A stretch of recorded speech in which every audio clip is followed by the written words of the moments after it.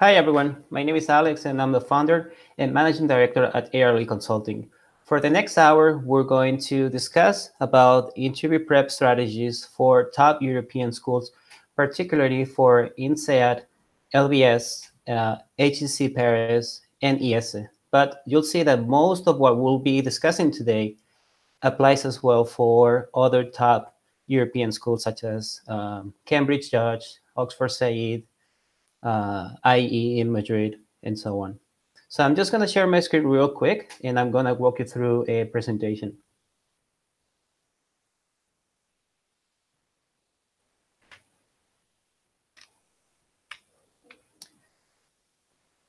Okay, so as I mentioned, for the next hour, we'll be talking about interview prep strategies for top European schools, particularly INSEAD, LBS, HEC Paris, and ESE. And I'm gonna, at the end of this presentation, we're gonna have a round of Q&A. So for you guys to ask whatever questions you have. Before we go into the details of the interviews, let me just briefly introduce myself. As I said before, my name is Alex, and I'm the founder and managing director at ARLE Consulting. Now I do this, it is my full-time job, but before I was the executive director and head of HR at Samsung Electronics Mexico. So in this position, I conducted literally thousands of job interviews.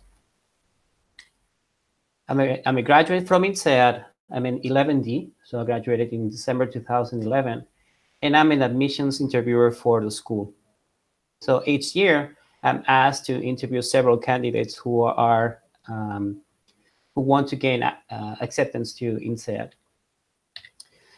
Just so you know, I don't have an HR background per se. I'm an engineer, telecommunications engineer, and I was born and raised in Barcelona. And just like many candidates applying to European schools, I have extensive international experience. So let's start with the interviews, like an overview of the interviews. Most of the interviews for top European schools are quite similar when it comes to style. There are by invitation only, which means that you apply, you submit your application, and then if the admissions committee likes what you have submitted, if they like your profile, then you'll be invited for an interview. They're non-stressful. They're supposed to be more conversational. They should feel like you're talking to a colleague, like you're having a conversation with one of your colleagues, and typically are conducted by one or two alumni, except the case of ESE, and we will see that later, whose interviews are conducted by someone from the admissions office. Just so you know, alumni are not being paid to do these interviews. They're volunteers, and it's their way to give back to the school. Therefore, and I like to stress this, is they are not professional interviewers. So you might find a lot of differences in the way they interview candidates. So you might find some interviewer that is more defensive, or let's say aggressive, if you will, or tougher.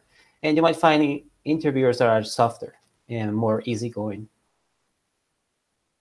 Alumni tend to be more defensive than interviewers that belong to the admissions office. And this is because they tend to be more protective of the school. Like they have this thought that they don't want to just let anyone get accepted to their school. So you might expect more, you might expect them to be more on the defensive side. Most interviews last around 1 hour. This varies a lot, especially it depends on how long the interviewer has allocated for your interview. If he's busy and he's in a rush and he has to go somewhere, it might take, let's say, between 30 to 45 minutes. And if he has nothing scheduled after the interview, it could go as long as, for example, 2 hours, which is quite typical as well. You might expect some behavioral questions. These questions are, like, tell me about a time when you led a team, or tell me about a time when you failed, or tell me about a time when you work in a multicultural team. In the HR world, we use behavioral questions to assess the candidate's competencies, and competencies are basically how you behave. Interpersonal skills are assessed from beginning to end. So from the moment you shake hands with your interviewer until you say goodbye or you send a thank you note, it's going to be assessing you on your interpersonal skills. So whether you come across as a nice guy, someone who's humble, and stuff like that. And keep in mind that the airport test applies to business school as well. And for those who don't know, the airport test is, the interviewer is going to wonder whether he would like or he would enjoy spending time with you while he's stuck at an airport waiting for a delayed plane. If you don't pass the airport test, which means that he doesn't see himself spending time with you, then you might be in a difficult situation. Some other general interview tips before your interview: just read carefully your application. This is really, really, really important, because your application has to be aligned with the responses you give to your interviewer.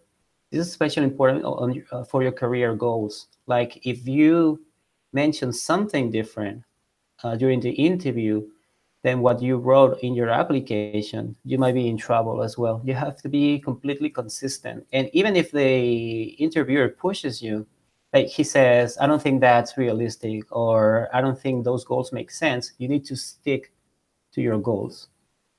Otherwise, it will be a red flag. Know your interviewers. Most of the time, especially when they are alumni, the school shares with you the names of your interviewers. So just do a quick lookup on LinkedIn, for example, and know about their background, how long ago they graduated, and what are they doing now. Also, talk to as many current students or alumni as you can. This is really, really important. You don't want to come across as someone who is talking with an alumni for the first time at the interview. So you need to show that you've done your homework, and therefore you have talked to current students and alumni, and those conversations were actually the ones that confirm your priority for that specific school. Dress formally. A lot of times I get asked, how should I wear? I live in Singapore and it's really hot, and I have my interview in an outdoors cafe. So can I just go with a, like a short sleeve shirt, or just more informally? And I'm like, you know what? Just don't risk it. Just dress formally. Like, if you're a male, just wear a full suit and a tie even.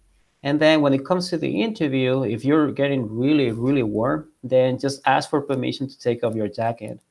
This way, your interviewer will notice that you care for him or her.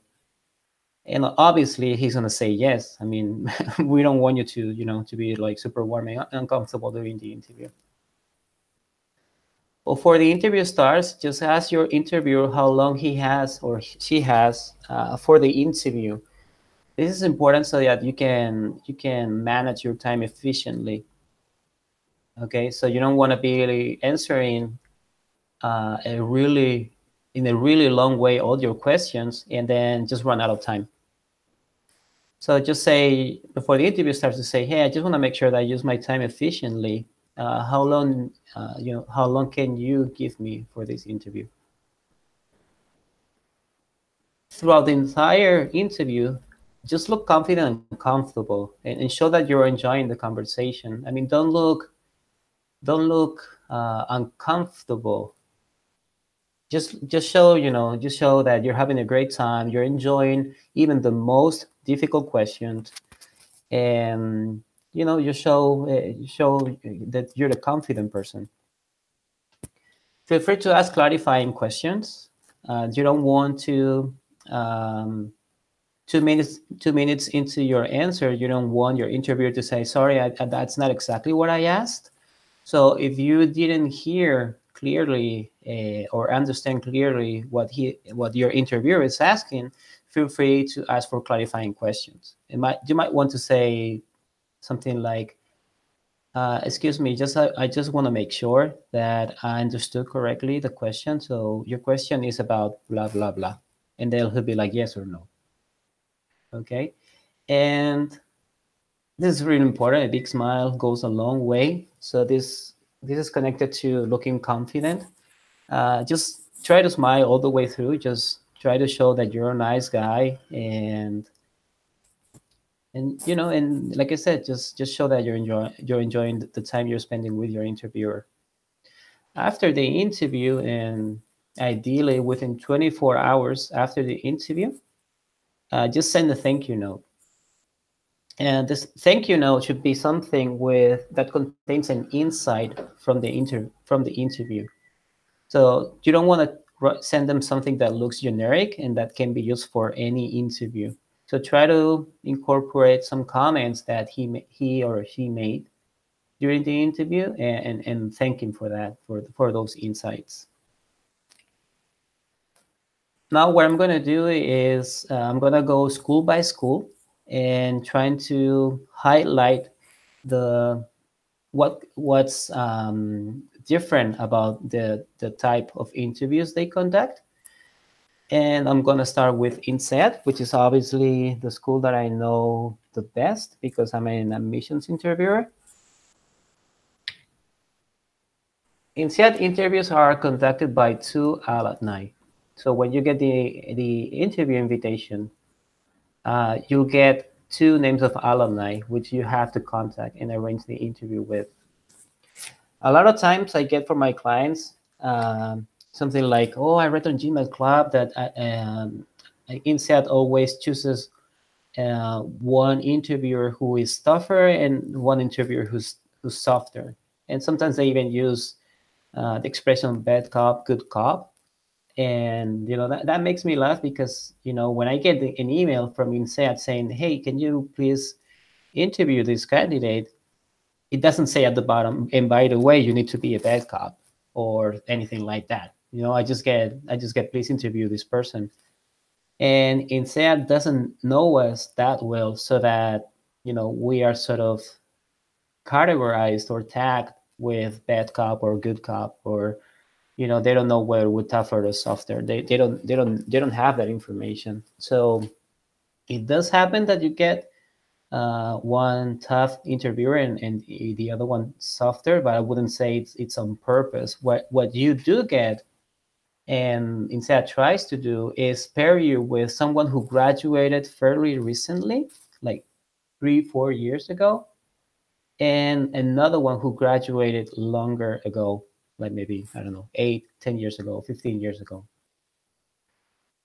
But it doesn't choose interviewers based on how tough or soft they are. That I can guarantee you. Just a reminder of INSEAD's 4 admissions criteria. INSEAD is very open on what they look for in a candidate. And the 4 admissions criteria are leadership potential, academic capacity, international motivation, and ability to contribute. Out of the 4 admissions criteria, INSEAD interviews are meant to address all except your academic capacity. Okay, this is really important because even if you have a relatively low GMAT, we interviewers are not supposed to challenge your GMAT score. So we're not supposed to say, how come your GMAT score is so low? or how come your GPA from college is so low? That's none of our business. Okay, that's been already taken care of by INSEAD. It's already been assessed by INSEAD, so we're not supposed to ask those kind of questions. And if we do ask those questions, it's only for our personal interest or curiosity. And we don't ask questions like how many tennis balls fit in an Airbus or anything like that. We're just not supposed to assess those type of questions. And even in the interview report, there's no place where we can comment on your academic capacity. So don't worry about that. And you can expect the interview to be focused on your career progression, whether your current role is bigger than your previous role, and so on. Your career goals, your leadership potential, why INSEAD, the fit with INSEAD, which I'm going to explain in the next slide, which is because it's really, really important for INSEAD. Your international experiences, also very important for INSEAD. Your international motivation and your soft skills. This is also known as the interpersonal skills. INSEAD interviews are different in a way that they really, really focus on your international motivation, because it's the key aspect for INSEAD. So you might expect questions around your international experiences, around times when you work in multicultural teams, your curiosity and adaptability to other cultures, and your goals. Interviewers are trying to assess whether your goals are international or not. Also, interviewers will assess whether you will be able to cope with INSEAD's busy lifestyle. As you know, in an MBA, there's three aspects of the experience. One is the academic aspect. The second one is the recruiting aspect. After all, most people doing an MBA, they're doing it to find a better job than the one they had before the MBA. And the last aspect is the social life. So INSEAD is looking for well-rounded applicants who will try to handle at the same time all these three aspects: the academic aspect, the recruiting aspect, and the social life. Therefore, you can expect some questions around whether or not you'll be able to will you be able to handle the stressful lifestyle at INSEAD. This could be done just asking directly, like as you know, INSEAD has a very stressful lifestyle. Do you think you'll be able to handle that type of lifestyle? Or it could be asked indirectly, like I like to put my candidates in the situation is as follows. It's P2, you're in Fontainebleau, in your room, and it's 8 p.m. The day after, you have to submit a presentation at 8 a.m., which you haven't started. And it's really, really important for you to submit this presentation. However, in 1 hour, the Russian party starts. So the question is, what do? You stay home and finish the presentation, or you go to the Russian party? Okay, and depending on how the candidate answers, I can assess whether he'll go for everything or he'll focus on one aspect of the INSEAD experience. Okay, so now we move on to London Business School.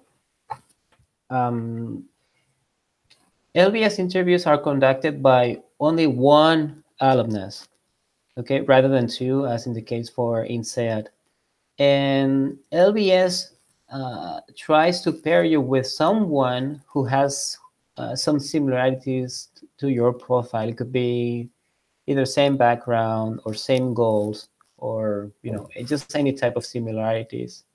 And what distinguishes the most LBS interviews is that they include a short case question. You'll be given a question by your interviewer and you'll have 5 minutes to prepare and 5 minutes to present. Some examples are just like in the presentation. How would you encourage innovation at your company? Or how would you increase employee morale at a company that's going to be acquired by a foreign multinational firm? So you'll be given the question, and he might leave the room or stay there with you, just checking his email, but he's going to give you 5 minutes to think your answer and 5 minutes to present it. The key here is just to present your answer in a structured way. Those who come from consulting backgrounds will find this question easier to answer, and those who don't come from consulting backgrounds might struggle a bit. So I recommend you to practice those random questions, with someone, and present to to a friend, or I don't know, your spouse or someone. And the key here again is to structure clearly your answer, because the interviewer is trying to assess not your intelligence, or not whether you give the right answer or wrong answer, because there's no right or wrong answer actually, but he's trying to assess how you think and how you present. So you're going to be assessed as well on your presentation skills. Another thing that distinguishes LBS is that you might get market sizing questions. So previously I mentioned that at INSEAD you don't get this type of questions. At LBS you might get them. So you might get, how big is the market for diapers in Canada, or how many toilets are there in New York City, and stuff like that. And again, here there's no right or wrong answer. The key here is to speak out or walk your interviewer through your thought process. Okay, so they need to understand how you think. So you have to walk them through all your assumptions and all your calculations. And for this type of questions, just practice as well. Like, just practice these random questions, and get comfortable rounding up numbers, and I don't know, multiplying thousands by thousands and thousands by 10,000s and stuff like that. So get comfortable with using big numbers. Also, you might get random questions. No, those type of questions that you cannot really prepare for. For example, what do you think about Trump's new immigration policy? Or if you had $100 million, what would you do with it? Again, it's impossible to prepare for this type of questions. And again, there's no right or wrong answer. It's just basically a way to assess how you structure your thoughts, and whether you are able to present them in a logical way, in a way that makes sense. Another question you can expect is the why LBS. And the reason for that is because most people applying to LBS also apply to INSEAD. And they really want to know why LBS specifically is going to help you reach your career goals. And in order to answer this question clearly, again, I recommend you to talk to either current students or alumni, as many as you can. Okay, because you're going to need to give a compelling answer with facts that you cannot find on LBS's website. Okay. And you can also expect some questions around leadership. In the same interview, you might get these questions: what kind of leader are you? What makes a good leader? How do you manage conflict? Tell me about a time when you led a team, and stuff like that. So they're kind of focused on leadership.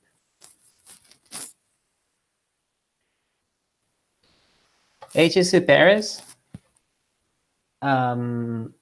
Interviews are really, really, really straightforward. They're also conducted by 2 alumni, just like INSEAD. And what really makes their interviews different from the rest of schools is that you are asked to present a topic of your choice for 10 minutes. Okay, so basically, before the interview, you prepare a PowerPoint presentation, and then you bring it with you to the interview, and then you present it. You can present it at the beginning of the interview, maybe at the end, or maybe in the middle of the interview, whenever the interviewer asks you to present. Just make sure that you choose a topic that obviously you feel comfortable with, you know well, you are passionate about, and is somehow connected or relevant to your application. So if you talk about, I don't know, food, for example, it's okay, but I would recommend you to choose a topic that is more connected to maybe your career goals, or, um, or maybe the source of inspiration for your long-term career goal, or something like that. The point is, if it's connected to your application somehow, is better. Here you can expect the why not INSEAD question, because INSEAD, Friends campus and HEC campus are relatively close to each other. They're both south of Paris. So in terms of location, if someone chooses a business school based purely on location, it is likely that he's also applying to INSEAD. So you might expect the why not INSEAD question. For this one, I recommend you to not focus on the negatives of INSEAD, but rather on the positives of HEC. So don't say something like, "Oh, at INSEAD they're all day partying, and I need to focus on my studies." Rather focus on what's good about HEC and what really really differentiates the school, and how it's going to help you to reach your career goals. You might also get a question about your French proficiency. So your interviewer might ask, "Do you speak French, or are you planning to learn French, or how long do you think it's going to take you to learn French?" It's not that French is it's an admissions criteria, but because the campus is located not in Paris but south of Paris, they consider that if you knew some basic French at least, it would help you to get around. Lastly, we're going to talk about ESE. ESE is different from the rest of other schools we've talked about, in the sense that it's not conducted by alumni. It's conducted by someone from the admissions office. The thing you need to consider is that people from the admissions office or from the admissions committee, they interview thousands of candidates every year. Most likely, the day of your interview, they'll be interviewing 10 to 20 more candidates. So they do that for a living. So they tend to be more structured and to the point. This is what I call the ping pong effect. So it's more like question, answer, question, answer, question, answer, rather than a conversation.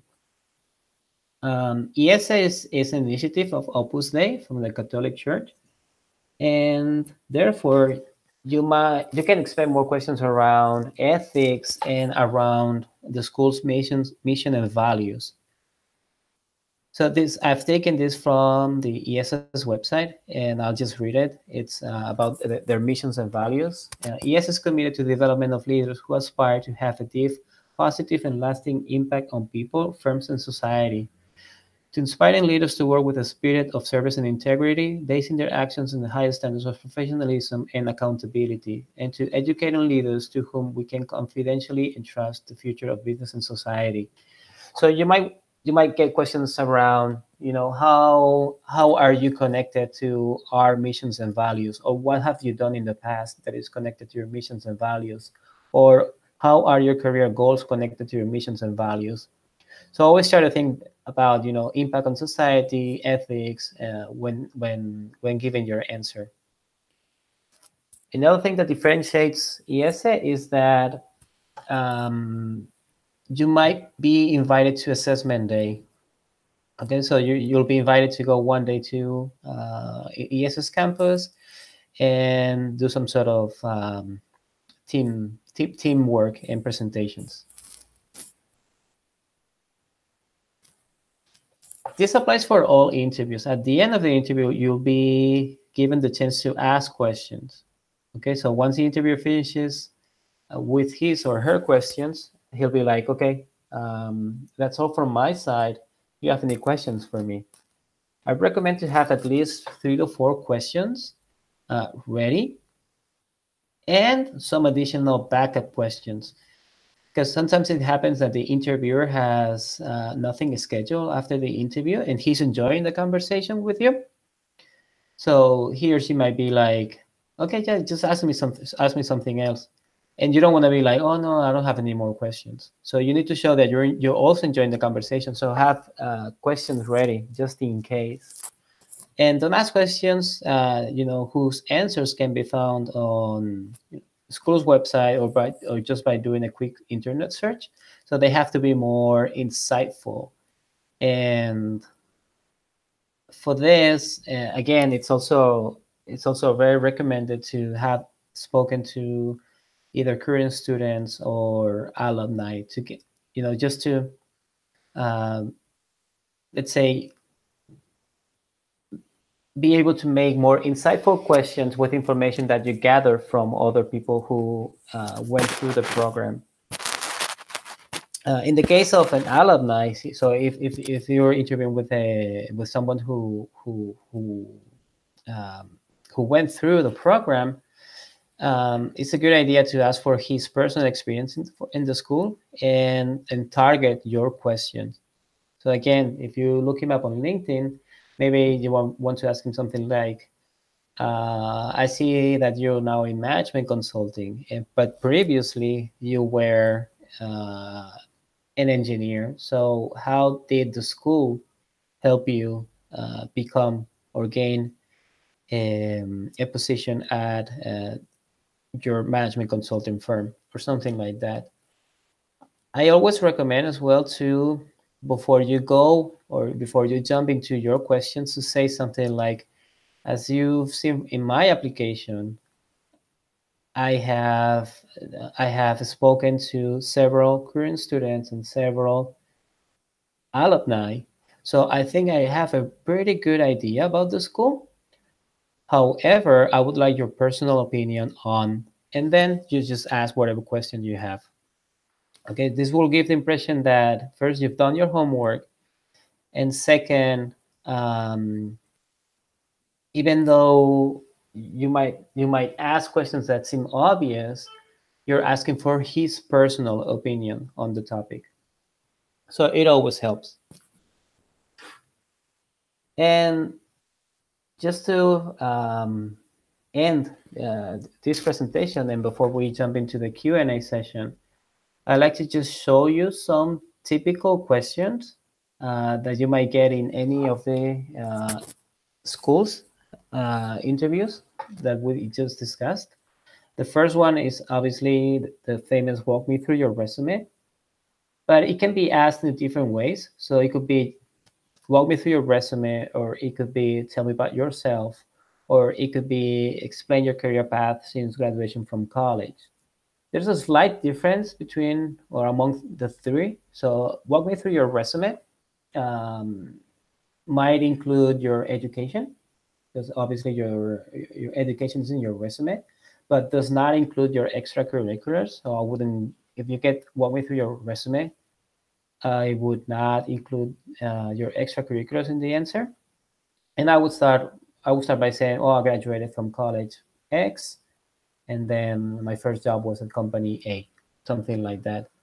Tell me about yourself also includes something more personal. So if you get tell me about yourself, I recommend you to start with, all right, I was born and raised in Barcelona. I grew up in a small town close to the beach, blah, blah, blah, blah. And then you go to your college and so on. Just like walk me through your resume. And explain your career path since graduation from college, obviously, is asking for, everything you've done after you graduated. So you don't need to include your educational experience in this question. And again, so here we have some questions about leadership, some questions about teamwork, your achievements. When you get asked a question that it's already written in your application, for example, in the case of INSEAD, there's an essay around your proudest achievement. If your interviewer asks you, again, what is your proudest achievement or what is your major achievement, if you answer the same way you answer or with the same story you used in the essays, he might be like, okay, yeah, I read that from your essays. Please tell me a different one. So just in case, have 2 or 3 stories, for achievements, for failures, for times you led teams, for times you worked in multicultural teams, and ideally you want to choose 2 or 3 stories that can be used for different questions. Okay. And of course, they're gonna ask about your short-term and long-term career goals. And again, answer with the same goals you wrote in your application. Changing your career goals at this point will be a huge red flag. Another question is, what if you don't get into an MBA? Question number 12. I've asked this question several times, and I remember recently someone told me, then that's fine. I mean, I don't really need an MBA to achieve my goals. I will probably just, take another route, and I'm sure I'll get there anyways. So that wasn't a really good answer. So if the interviewer or the admissions committee feel that you don't need an MBA to achieve your goals, they might reject you just so that they save you from the hassle of going through the MBA and the financial burden. So they just want to save you some money, and so they just reject you. So always emphasize that you really, really need an MBA to achieve your goals, and stress that if you don't get into an MBA this time, you might take a time to analyze why you didn't get into an MBA and reapply next year. Obviously, why School X or why INSEAD, why LBS, and again, focus on what really differentiates those schools, and talk about the insights you got from your conversations from current students or alumni. And a tricky question that is always asked is, are you applying to other MBA programs? Number 17. I always recommend to say that, your School X is your top priority by far, and stress again the reasons why School X. However, recognizing the competitiveness of being accepted, you might consider, or you applied to other MBA programs, and just leave it like that. Only if he pushes you and says, but which ones, and why, give an answer, and try to pick schools that are relatively close ranked to the school you're interviewing for, and that have some similarities. For example, if I'm interviewing someone for INSEAD, and he says, I want to go to INSEAD because it's really diverse, blah, blah, blah. It's only 1 year, blah, blah, blah. And then I say, okay, which other school are you applying to? And he goes, I don't know, any top US school, a 2-year program in the US. Then I'll be like, but didn't you mention you wanted INSEAD because it was only 1 year? So that would raise a flag. And then, the rest of the questions in the list are more about, your extracurriculars or extra professionals, your international experiences. Again, very important for most European schools, especially INSEAD and LBS. And yeah, some behavioral questions. And you might, the list of questions you can get is infinite. So you don't need to get an answer for every single question. So you don't need to prepare an answer for every single question. but it is good if you practice this and more questions, just so that you have stories ready to tell when it comes to the real interview. Okay, and now it is time for the Q&A session, and just feel free to ask as many questions as you have. I'll be happy to answer.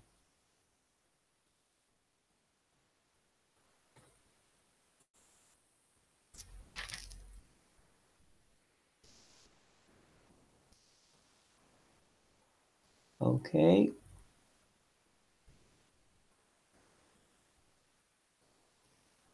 Okay, so how do business schools look at applicants' venture into entrepreneurship, especially by quitting jobs from big established companies?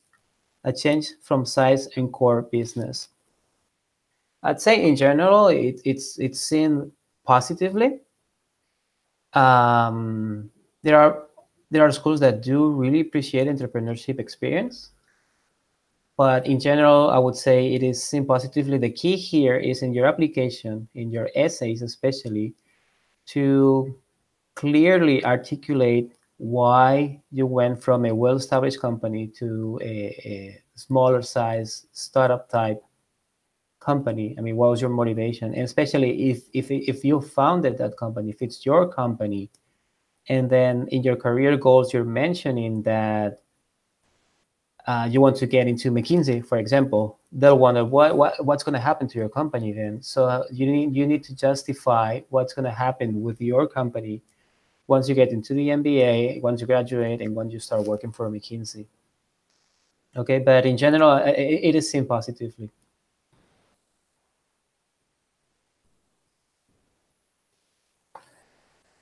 Okay, does it go against you if you opt for a Skype interview, even if you have never visited the school country before?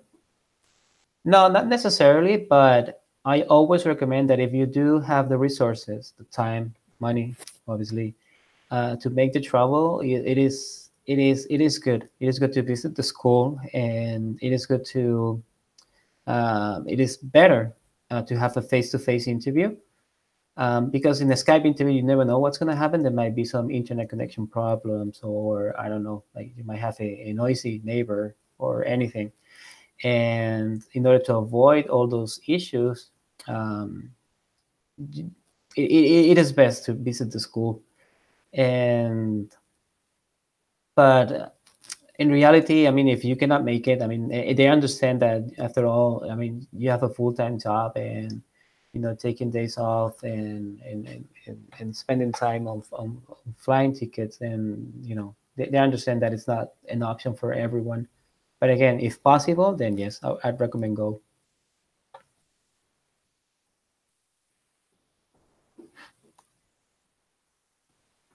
Okay. Okay, how do you recommend answering the why this school question? How can a person find specific information to cite in their answer and avoid a generic sounding response? Again, as I mentioned in my presentation, it's really important to do your homework, and it's important that you speak to current students and alumni who share with you their experiences, so that when you get this question, you might want to, you can say, "Oh, I spoke to," and then you just give the name of the alumni you spoke to. And he told me how he was an engineer before the MBA, and now he is a partner at McKinsey.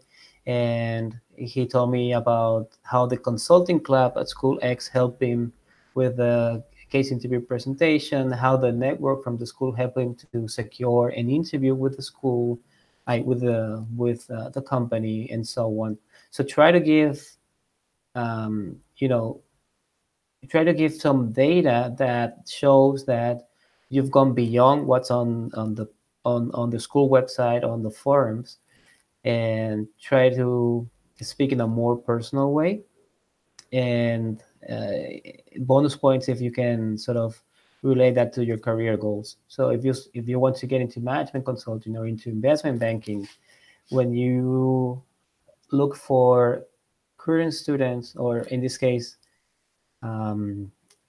alumni that made the transition. If they share the same background with you, even better.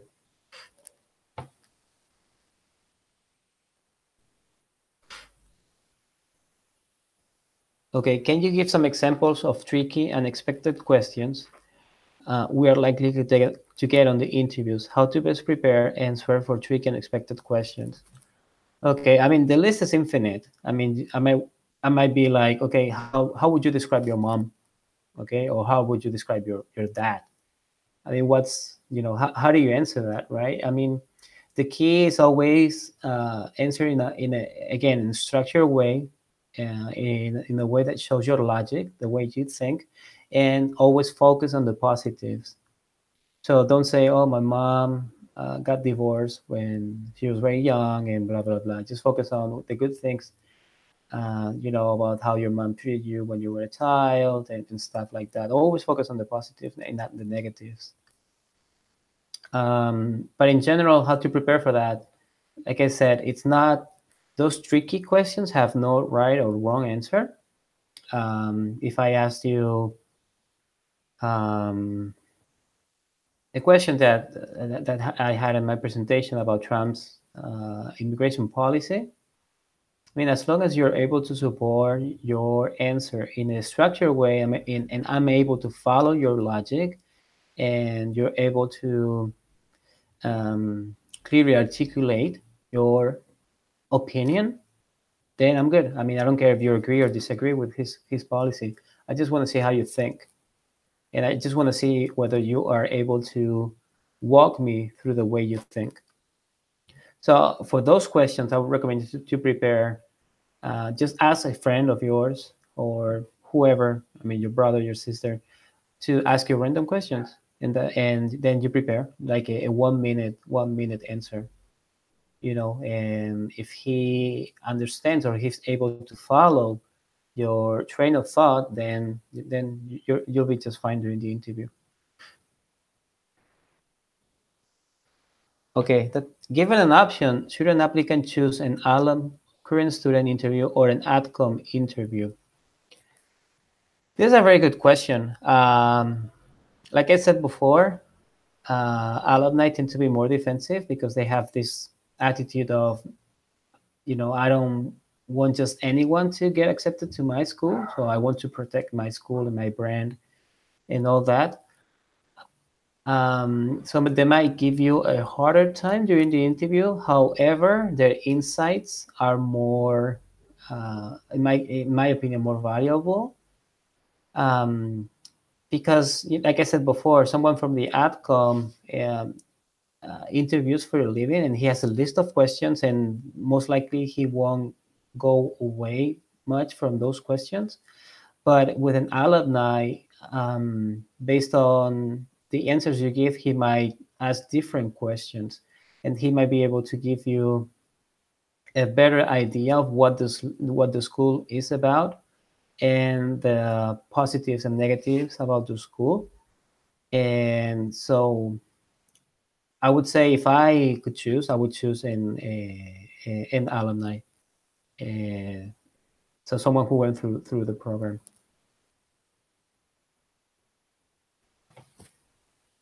Okay.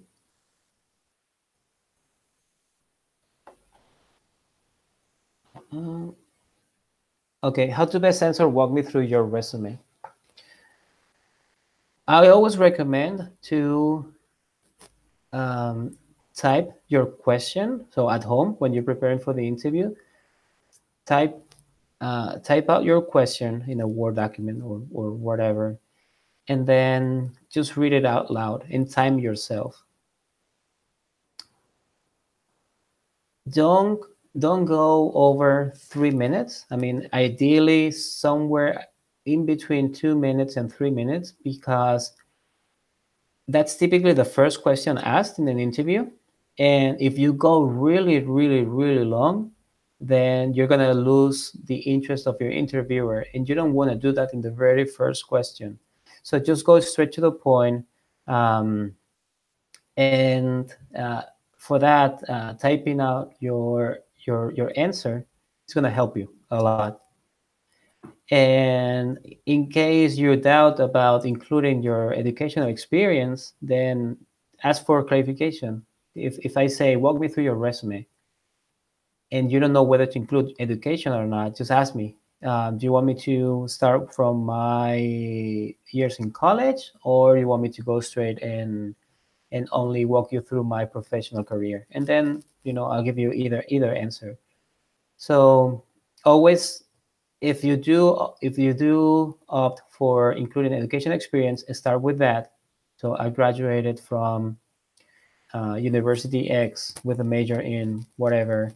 Then after graduation, I joined company A, and then you go in chronological order. So from older to newer, and always give the reasons as to why you changed, and even give reasons as to why you chose your first role in your first company. So for example, I majored in telecommunications, and I chose company X because it was the best in the telecommunications industry. It will give me a lot of exposure to the market and the players of the industry. But then I realized I was missing something, the skill X and the skill Y. Then therefore I decided to join company B, who was exactly a company that was working on the industry and market that I wanted, and where I could develop those skills that I felt I was missing. And then, so the key here is, again, give the answers as to why you went from company A to company B.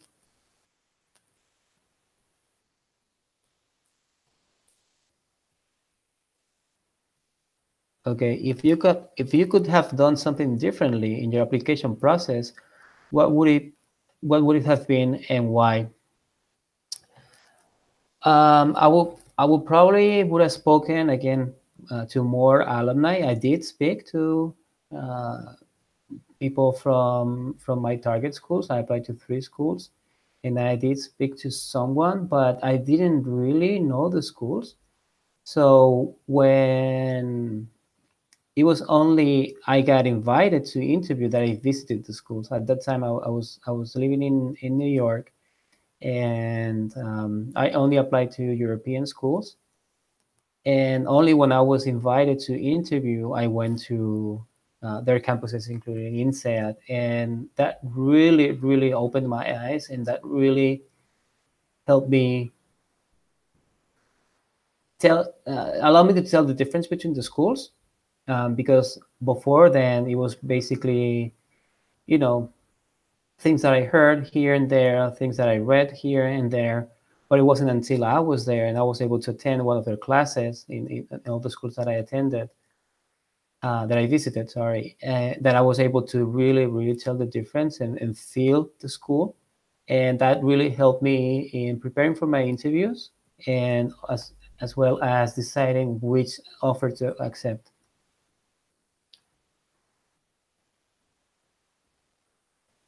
Okay, how to tackle specific questions such as tell me 3 positive and 3 negative things about yourself. Again, here the key is just be honest with yourself during the interview prep. Just, at home, just write down a list of positives and negatives about yourself, strengths and weaknesses, for example, and try to pick three positive and three negatives, three positive aspects that are somehow connected to the admissions criteria. For example, INSEAD is very open on their admissions criteria, but you can also see what they look for in LBS and HEC and ESE. So try to pick those positives that are closer related to admissions criteria for each school. And the negatives, similarly, try to select out of your list those 3 who are farther away connected from the admissions criteria of the school.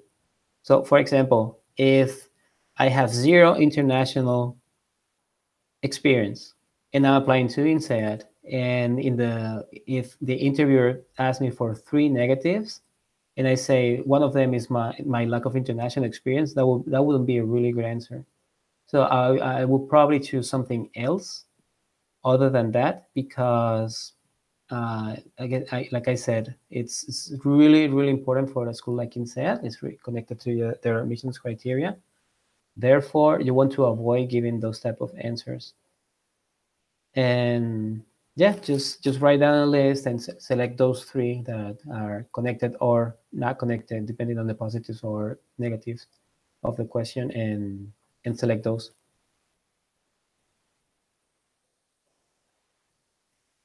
Okay.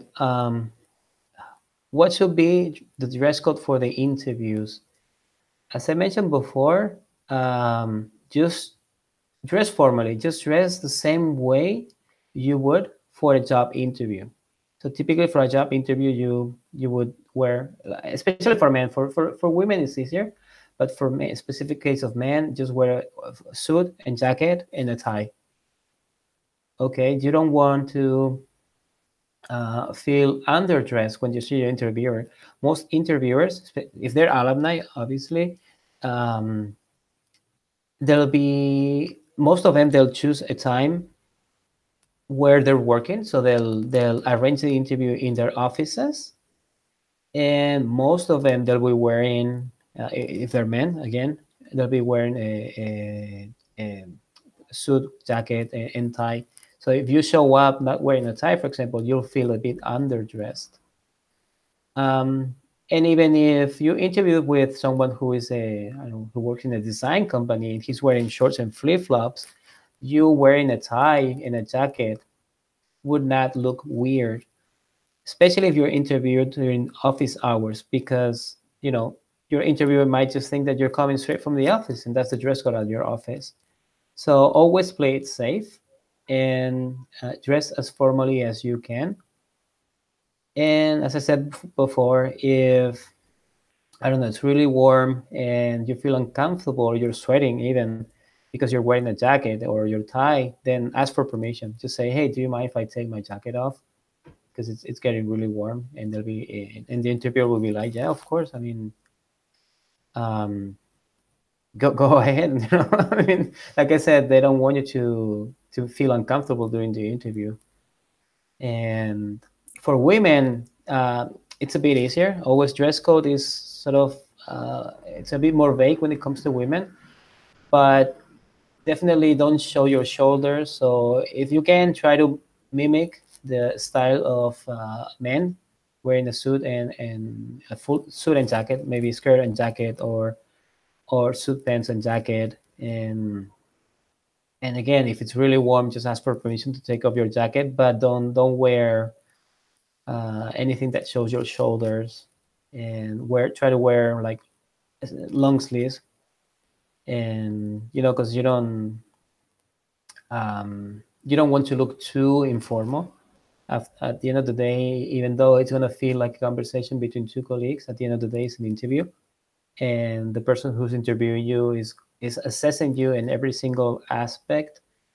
And one of them is which is really important, is whether he feels comfortable with you.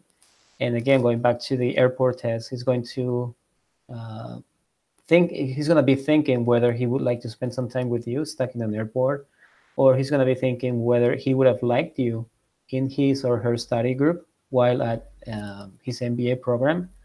So yeah, don't show that you're too informal. Show that you respect the interviewer, and you care for the interviewer, and dress as formal as possible, and always ask for permission if you want to take your jacket off.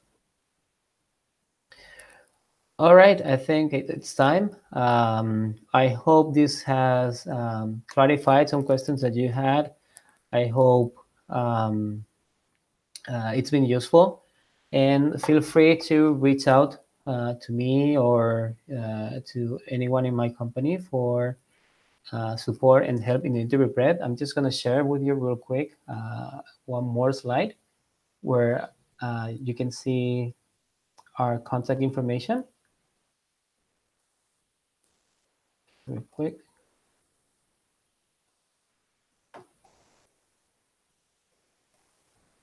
Yes, I would like to stress that because of my HR background and the fact that I'm an admissions interviewer for INSEAD, that gives me an edge because I've interviewed thousands, literally, of candidates.